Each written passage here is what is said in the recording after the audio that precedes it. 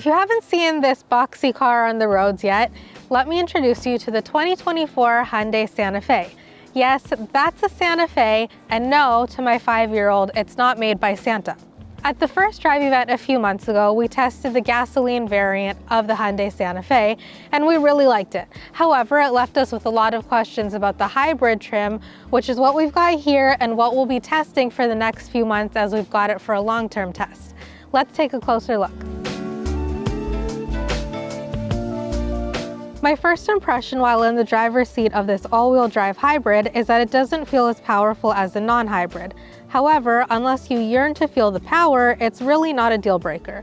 The hybrid powertrain is a 1.6-liter i4 with an electric motor that delivers a combined 231 horsepower and 271 pound-feet of torque. The non-hybrid uses a turbocharged 2.5-liter engine good for 277 horsepower and 311 pound-feet of torque. The hybrid trims are actually the cheaper versions in this lineup. The hybrids start at $40,000, while this tester actually starts a bit over $45,000 when you add in fees and taxes, but it's actually pretty loaded.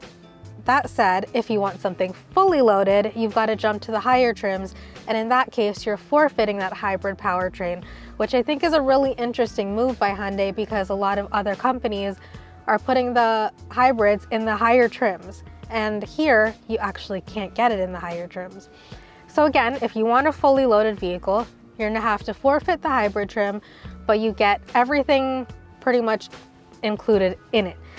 That said, this hybrid actually comes pretty loaded. There's a wireless phone charger here. There's also wireless Apple CarPlay and Android Auto, which notably is not in the 2025 Genesis GV80 that I just drove, which is kind of weird since this is pretty much a base trim. Most obviously, the 2024 Hyundai Santa Fe looks absolutely nothing like the previous models. From its boxy body to the H-shaped headlights and taillights, which someone also mentioned looked like dog bones and now I can't unsee it. This is entirely new, which made me wonder why Hyundai didn't just call it an entirely new vehicle and start from scratch, which basically a rep kind of said that the Hyundai Santa Fe's name is already so well known that they didn't want to go back on it. They would just prefer to go with something like this.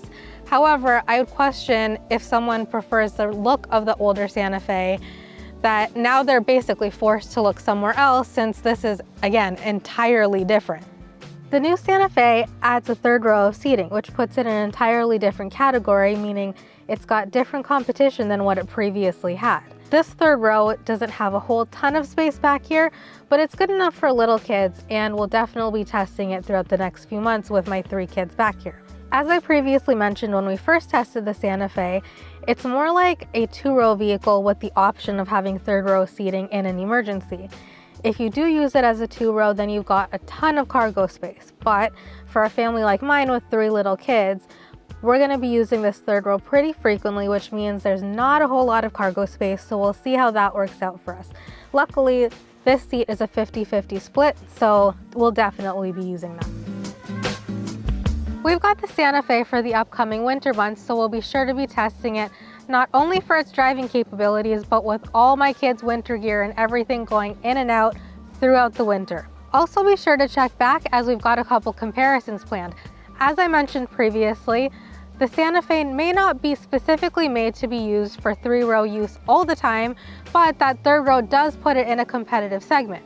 So we've got it up against the Honda Pilot as well as Hyundai's very own Palisade to see which one comes out on top.